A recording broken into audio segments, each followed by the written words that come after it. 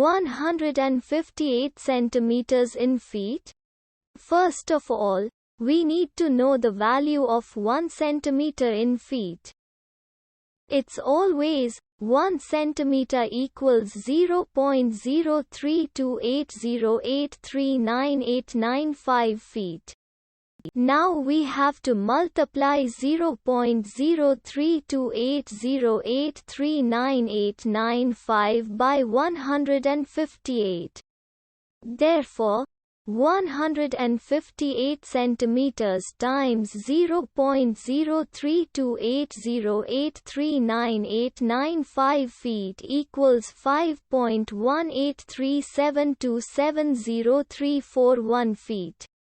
So, in other words, 158 centimeters equals 5.183727031 feet.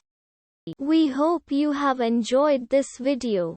Please like and subscribe to our channel for more videos like this.